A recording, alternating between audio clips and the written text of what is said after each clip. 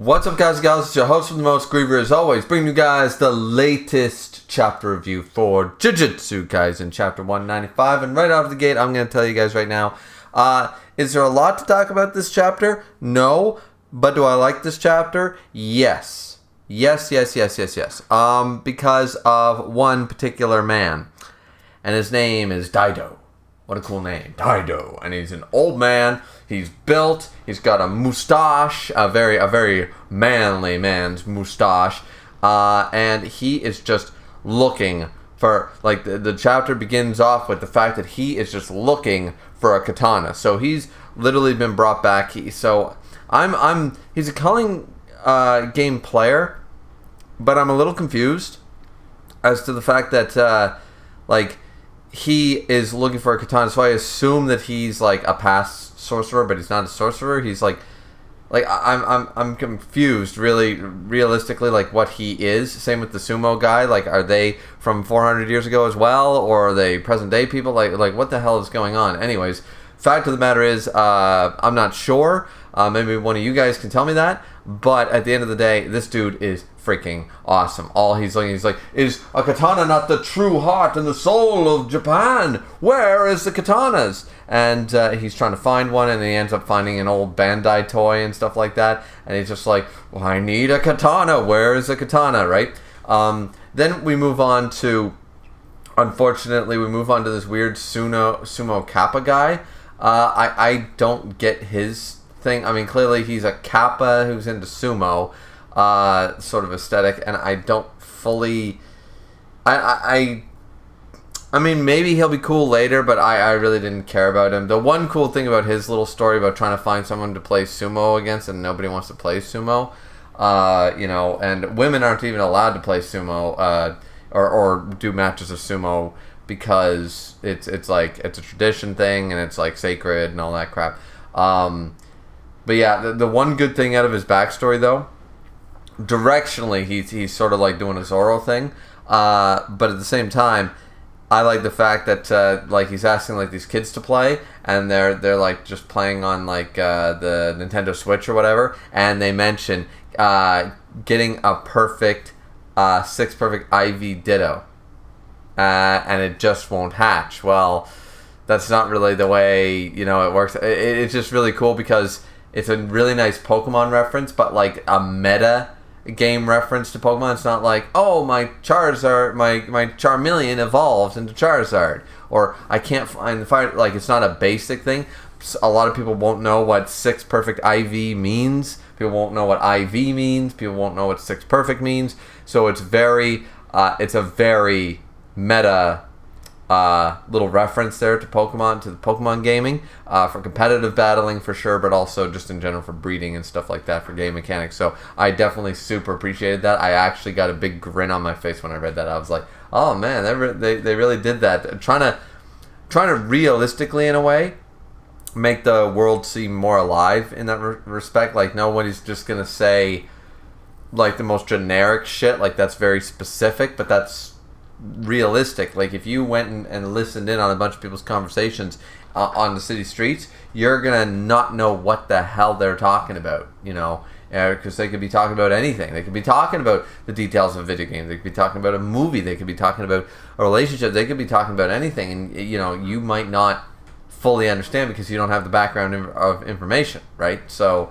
I really just enjoyed that fact for those two reasons. Even though it's a simple throwaway line, I like that it added the detail, and as a Pokemon fan. So, so Mr. Sumo Guy ends up watching a screen on TV about sumo or whatever, and it's Ryo Goku, I guess, in Tokyo, and apparently it's it's more of a wrestling thing or whatever, but he seems extremely interested in this, so he ends up trying to go towards Tokyo, but ends up going, he's like, Tokyo to the east, and then he ends up going south. So whatever. Fact of the matter is that then we jump back to the present story. Like, once again, I don't really care about this guy. We see him at the end of the chapter, and he's about to fight Maki, I guess, and Maki, of course, doesn't have a weapon by the end, so that's going to be interesting. Uses a simple domain, so definitely is a sorcerer, of course. But here's the best part.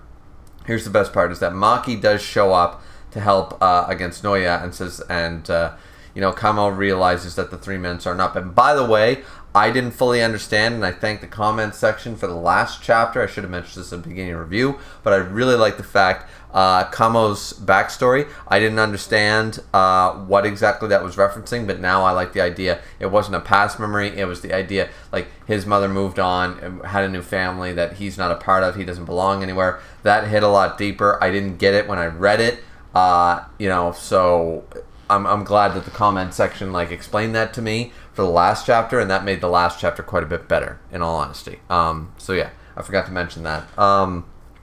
Anyways, so the fight is going to continue, but the old man is just like, this Daido dude is like, katana.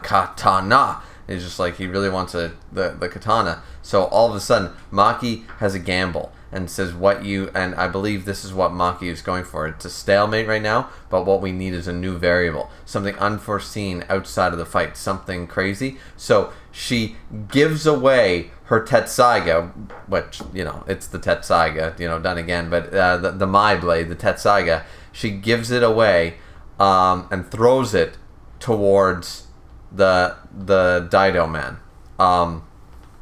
And here's the cool thing. Everyone is super shocked, even Maki. Like, they're all like, wait, what? And they said that Daido is the incarnation of a nameless but brutally unmatched swordsman.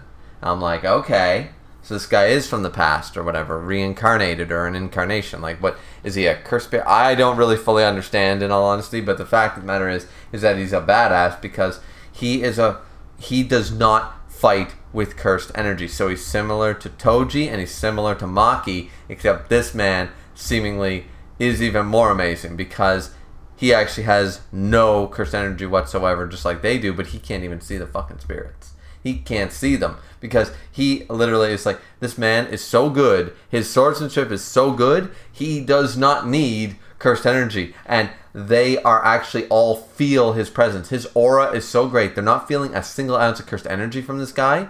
Like, not like when they're scared of Gojo and Yuta and stuff like that. No. What they feel from him is absolute lethality. Like, this guy is so fucking dangerous. He's giving off an aura to some high-tiered characters, like there's fucking Gojo standing there. And it's got nothing to do with cursed energy. That is amazing to me. That's absolutely, like, once he got the katana, it was like, holy shit, we just unlocked the monster, like the secret boss, and he cuts, completely slashes, and Noya has to dodge and still doesn't get out of the way in time. Remember, he's supposed to be super fast, and he's like the speed and everything like that, but he recognizes it's a bewitched blade, and he yells at Maki and says, this katana chooses wielder because this katana is embarrassing me right now. So he did an awesome attack, but he's sitting there. This is sort of like the Zoro Odin's blade thing, the Enma thing. It's like, this sword's not fucking listening to me. You piece of shit. Are you trying? That was weak sauce. What are you doing? So I already love this man. This man is amazing. He ends up doing some slicing and dicing. It's absolutely amazing. And I love the logic here. The logic is absolutely amazing where he asked Maki, because Maki assumed that he could see Noya, but he can't. He actually can't see spirits. This makes him even more badass that he's kicking Noya's ass here. And because he yells at Maki and says, there's something over there, right? He's like, wait, it's a spirit? Wait, are you telling me you can't even see it? And he's just like, I can't see it, you say. This is true. However, if you can see everything else besides it, then isn't that the same as seeing it? And I'm like, that logic is so, like, it's so Zoro.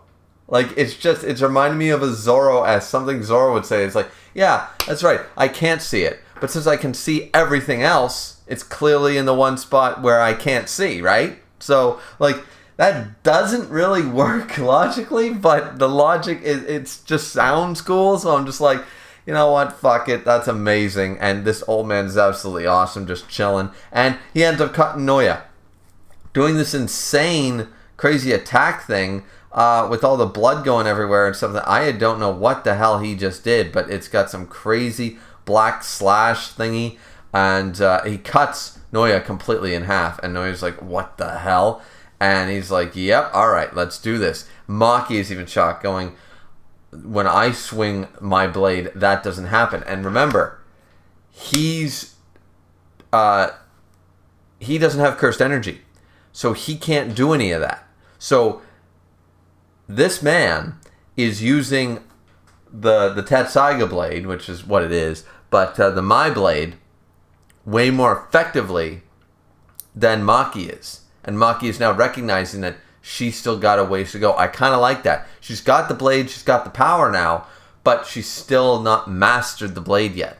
She still needs to learn how to use the blade to its full potential. It's an amazing weapon, and she's got an amazing body now, but that's not enough. It's just raw. It's not been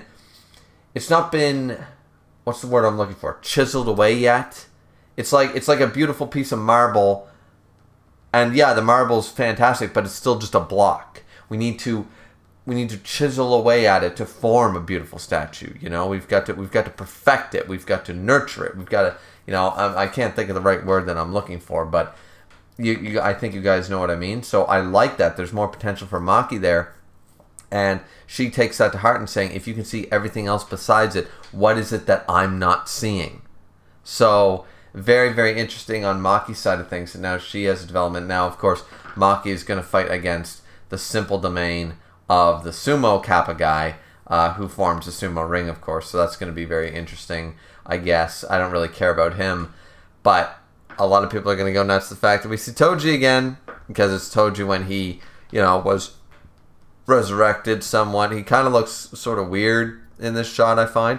But what is the difference between me and him? So now Maki herself is using the comparison of, why am I not Toji yet?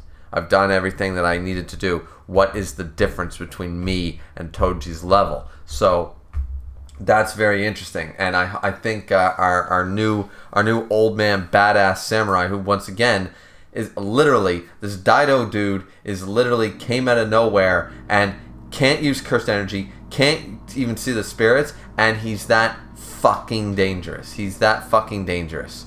That, like, he doesn't need cursed energy to be so fucking dangerous. So I really like this chapter. I like the new character. I think it's fantastic. What did you guys think, though? Let me know down in the comment section down below. Like, comment, and subscribe as always. And this has been chapter 195 review, 5 review for Jujutsu Kaisen.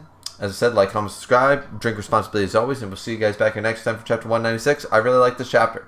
What do you guys think? Let me know. We'll see you. Bye-bye.